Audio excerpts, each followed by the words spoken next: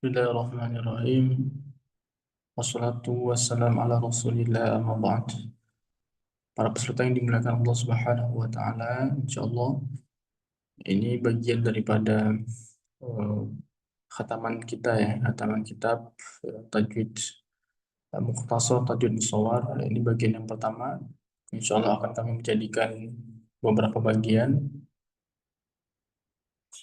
Yang bagian-bagian tersebut insya Allah akan memudahkan para peserta nantinya untuk masuk ke dalam kitab Tajwid Mushawwar karya Dr. Aiman Suwaid. Para peserta yang dimuliakan Allah Subhanahu wa taala, kita masuk ke dalam sifat-sifat huruf Arabiyah. Yang dimaksud dengan sifat-sifat huruf Arab di sini adalah sifat huruf yang dia merujuk kepada ilmu tajwid. Artinya sifat-sifat yang jika diabaikan akan mempengaruhi suara huruf tersebut, seperti sifat hams atau jahr atau istifal dan isti'ala yang akan kita bahas di bawah ini. Pembagian daripada sifat huruf itu menjadi dua. Yang pertama adalah sifat yang dia memiliki lawan. Lalu yang kedua sifat yang dia berdiri sendiri, artinya tanpa lawan daripada sifat tersebut. Kita bahas pelan-pelan. Yang pertama adalah al-jahr dan hams. Ya. Nah, dua sifat ini berlawanan. Jahr artinya jelas, sedangkan hams artinya adalah samar. Lalu selanjutnya adalah sifat syiddah, di mana pengucapan daripada huruf syiddah ini harus tertahan. Ya. Lalu rokhwa mengalir. Ya. Selanjutnya adalah bainiyah, antara kedua-duanya. Jadi yang pertama hurufnya tertahan, lalu mengalir, lalu di antara keduanya, artinya di antara syiddah dan rokhwa namanya bainiyah atau tawasul. Yang ketiga ada yang namanya sifat isti'ala, yaitu tebal, huruf-hurufnya dibaca tebal. Lalu istifal lawannya yaitu apa? Tipis. Selanjutnya ada idbaq. Idbaq ini sebenarnya ya sifat-sifat yang nanti ini akan berpengaruh kepada huruf-huruf isti'la ya. Nanti isti'la itu terbagi menjadi dua. Ada isti'la itu termasuk daripada sifat idbaq, ada isti'la itu yang dia infitah, nanti akan kita bahas ya. Idbaq ya tertutup, sedangkan infitah terbuka. Artinya ketika mengucapkan huruf yang mulutnya tertutup, ada juga yang mulutnya harus terbuka. Adapun sifat idlaq dan ismat, kedua sifat ini tidak ada pembahasan dalam ilmu tajwid karena pembahasan kedua ini masuk kepada ilmu sorof, makanya kedua ini nanti tidak kita bahas. Baik, selanjutnya adalah sifat yang kedua yaitu sifat yang dia ya, yang sifatnya ini tentunya sifat yang tidak ada lawannya. Ya, jadi sifat yang dia berdiri sendiri tanpa ada lawannya. Ini juga penting untuk kita mengetahui sampai detail. Kenapa demikian? Karena yang pertama misalkan sofir. Ya, apa itu sofir? Ya, sofir itu adalah ketajaman pada suara huruf yang muncul saat melewati ruang yang sempit. Ya, itu secara bahasanya ya. Ada huruf so, ada huruf sa, ada huruf zim atau zai. Lalu selanjutnya adalah sifat lain. Ini juga penting ya. Sifat yang disematkan pada waw dan ya. Jadi khusus pada huruf waw dan ya. Sukun yang huruf sebelumnya berharokat fathah. Karena aliran pengucapan kedua huruf tersebut mudah dimakhraj. Misalkan Quraisy dan lain sebagainya. Jadi kita bahas. Lalu takrir ya. Pengulangan. Lalu juga ada al-istiqolah. Lidah terjulur saat melafalkan huruf dot dari ujung dalam ke depan hingga ujung lidah menyentuh pangkal dua seri bagian atas karena pengaruh udara yang menekan bagian belakang lidah. Lalu huruf qalqalah ya, qalqalah ini memantul, lalu inhiraf,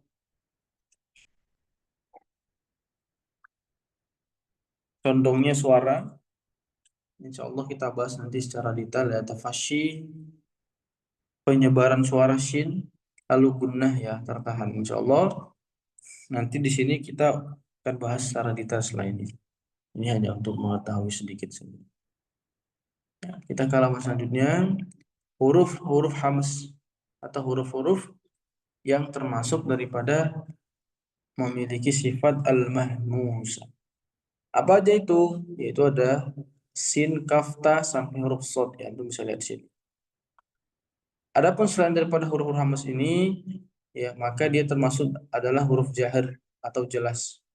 Yang kedua adalah huruf syiddah yaitu tertahan. Apa aja huruf-hurufnya? Ya, dari hamzah sampai huruf ta.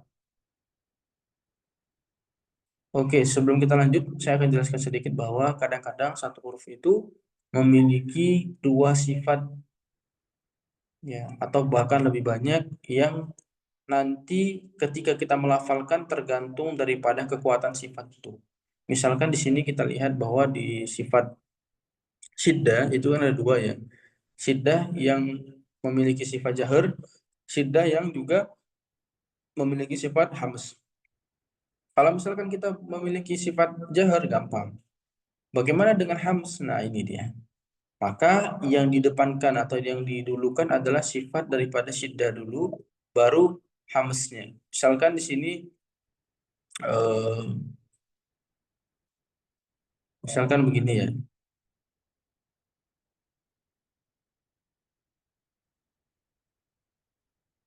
Hamzah dan kaf. Misalkan ini kita sukunkan. Nah, kaf di sini memiliki sifat atau merupakan huruf yang berasal dari sifat syiddah dan juga memiliki sifat hams. Artinya tertahan dan hams. Ya, ada suara hamsnya. Bagaimana caranya? Ya, pertama syiddah dulu karena syiddah lebih kuat. Tertahan baru ada suaranya. Ak, ya. Atau tabat, tabat, tabat, tak ya. Tabat. Nah, itu nanti penting untuk kita ketahui dalam melafalkan hurufnya. Selanjutnya adalah huruf bainiyah termaktub dalam kalimat lin Umar. Lalu huruf isti'la ya ada huruf kha, so sampai huruf dho. Di sini antum bisa lihat ya. Di sini sudah dimudahkan, sudah dirangkum ya dalam kalimat-kalimat jadi lebih mudah untuk kita hafalkan.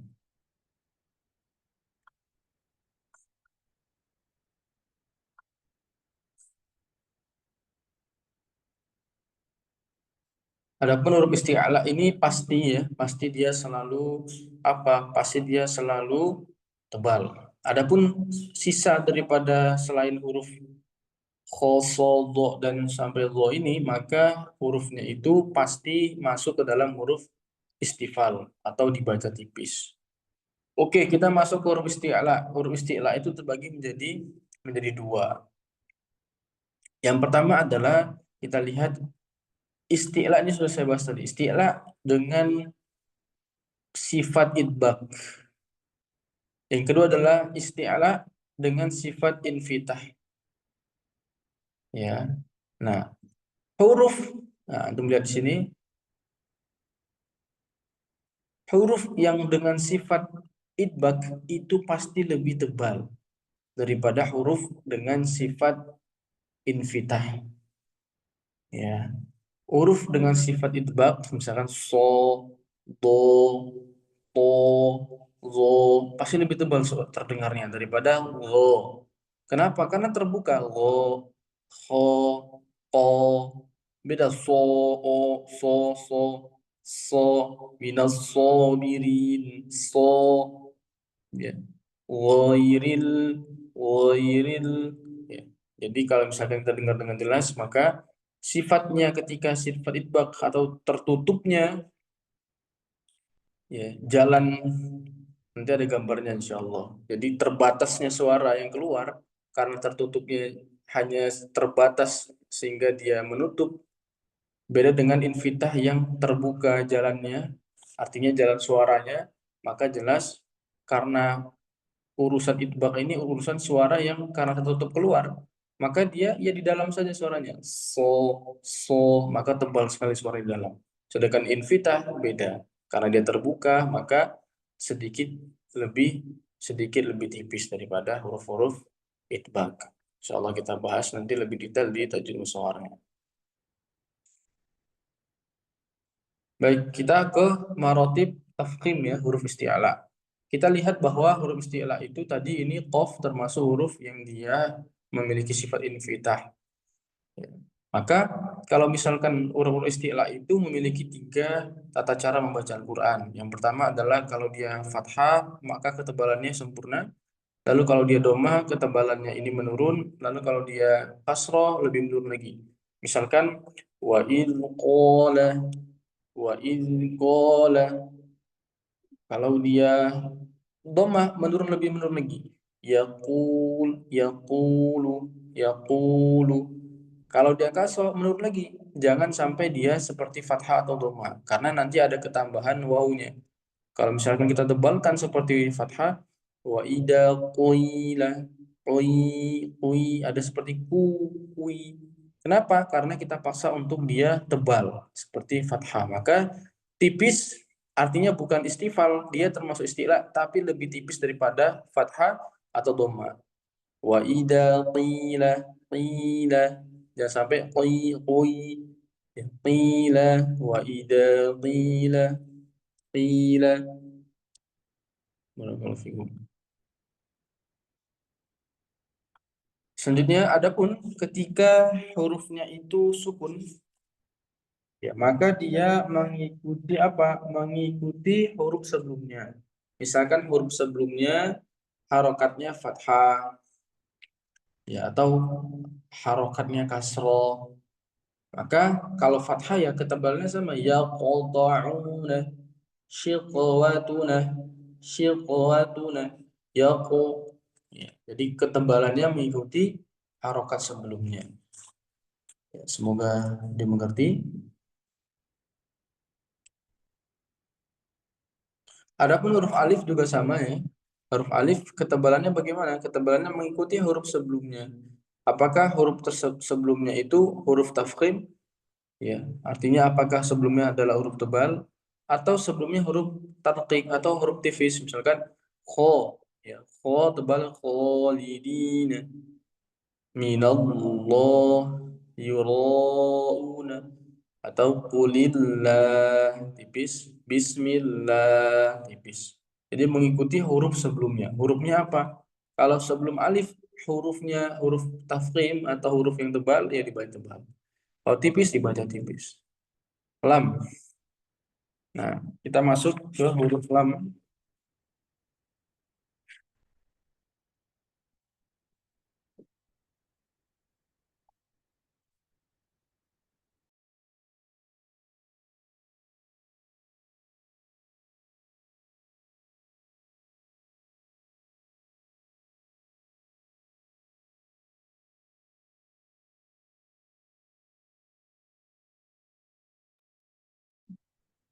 Oke, kita sambung lagi. Kita masuk ke huruf lam ya. Nah, di sini sepakat para alim ulama bahwa orang Arab ya menebalkan huruf lafzul jalalah atau Allah lah ya, atau Allah ya, lafzul jalalah atau kalau mudahnya bagi antum yang belum tahu lafaz Allah. Maka sepakat ya, sepakat ditebalkan apabila huruf sebelumnya berharokat fathah atau dhamma.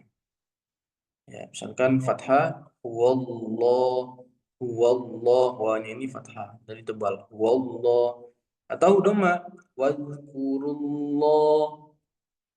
Nah, lalu sebaliknya jika selain daripada fathah ada dhamma maka dibaca tipis. Apa itu kasroh? Misalkan mimnya di sini kasroh bismillah afillahi. Oke, kita masuk ke huruf ro. Ya, huruf ro ini terbagi dari tiga. Yang pertama adalah dia dibaca tebal, lalu yang kedua dia dibaca tipis, yang ketiga dibaca antara kedua-duanya. Baik, adapun keadaan tebal, maka ro yang pertama adalah ro dalam keadaan fathah. Ro, Ramadan, ro, ya, ro, nggak boleh dia apa bibirnya itu dimanyunkan ya, nggak boleh ro seperti doma nggak bisa. Harus dia terbuka ro. ro, ya, fathah. Lalu yang kedua adalah apabila ro sukun dan huruf sebelumnya berharokat fathah. Ya, apabila ro sukun sebelumnya berharokat fathah, maka dibaca tebal. Maryam, Maryam, Maryam. Lalu yang ketiga, apabila ro sukun, ya huruf sebelumnya disukun selain ya. Jadi huruf sebelumnya disukun selain ya dan huruf sebelumnya berharokat fathah. Misalkan wal asru, wal asru, bukan wal asri. Ya, kebanyakan kita bacanya wal asri. Innal insana, itu salah. Lalu selanjutnya adalah apabila ro berharokat doma, misalkan kafaru, kafaru, ru, bukan ru tapi ru, tebal. Lalu selanjutnya apabila ro disukun ya, sementara huruf sebelumnya berharokat doma. Al-Qur'an, qafnya doma ya. Al-Qur'an, tebal. Selanjutnya apabila ro sukun, huruf sebelumnya sukun dan huruf sebelumnya didoma. Misalkan khusru, khusru, khusru, khusru, tebal.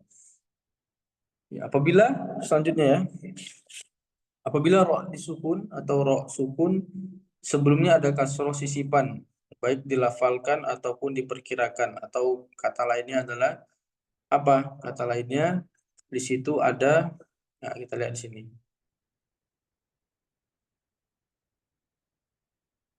Apa kasroh aridhah?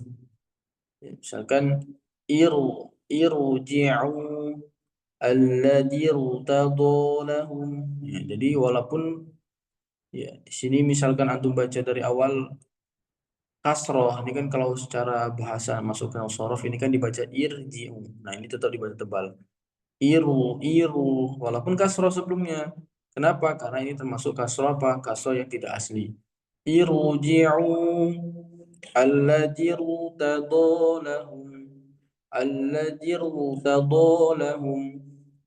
Ya, selanjutnya apabila ro sukun huruf sebelumnya berharokat kasroh dan setelah huruf isti'la yang tidak berharokat kasroh pada kata yang sama. Misalkan di sini kita lihat ada huruf isti'la setelah ro sukun. Walaupun sebelumnya kasroh, tapi tetap dibaca tebal. Wa iru soda kiru tos.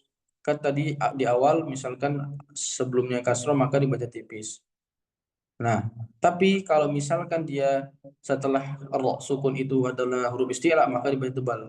Wa iru wa iru sod kirtos. Selanjutnya adalah yang dibaca tipis ya. Apa aja yang dibaca tipis? Kalau orang yang baca tipis, pertama apabila ro berharokat kasroh, rihun, ri, ya, karim. Yang kedua adalah apabila ro disukun sebelumnya ada kasroh asli dan setelahnya bukan huruf isti'la. Fir'aun, Fir'aun. Yang ketiga, apabila ro sukun huruf sebelumnya sukun dan bukan huruf isti'la dan huruf sebelumnya berharokat kasroh, misalkan qadir, hijir, hijir, hijir, tipis. Selanjutnya yang terakhir apabila ro sukun sebelumnya adalah ya lin ya, misalkan khair, la dhair. Ya, ini ro yang bisa dibaca tebal dan dibaca tipis. Apabila ro sukun huruf sebelumnya kasroh dan setelahnya huruf isti'la berharokat kasroh. Ini terjadi pada kondisi wasol atau wakof dengan raum. Pada firman Allah Subhanahu wa taala misalkan ya. Ini boleh dibaca kedua bisa dibaca tebal dan tipis. Ya, namun apabila diwakafkan dengan sukun, ro-nya hanya dibaca tebal. Misalkan antum wakafkan di situ ya. Firqo ya. Firqo, fir firqo. Karena tidak adanya faktor untuk mewajibkan baca tipis atau tarkik. Nah, ini kebalikannya. Jadi apabila ro sukun, huruf sebelumnya kasroh dan setelahnya huruf sila berharokat kasroh. Ya, ini terjadi pada kondisi wasol atau wakof dengan raum. Ya, wakof dengan raum. Selanjutnya adalah apabila ra sukun sebelumnya huruf isti'la sukun dan sebelumnya huruf kasroh pada sarf waqaf dan sukun pada kata al-kitru dan al-misr. Ya bisa kedua-duanya. Bisa baca al-kitru atau al-kitir, al-kitr atau al-misr atau al-misr, al-misr. Ya, tipis. Imam Ibnu Jazari memilih bacaan tebal pada kalimat al-misr dan tipis kepada bacaan al-kitab untuk menjaga wasol. Sementara dalam kondisi wasol, ro dibaca tebal atau ditetapkan tebal. Baik, barakallahu fikum. Insyaallah ini video pertama ya. Dia akan kami kirimkan video selanjutnya. Barakallahu fikum. Subhanallah wa bihamdika asyhadu an la ilaha illa anta astaghfiruka wa atubu ilaik. Assalamualaikum warahmatullahi wabarakatuh.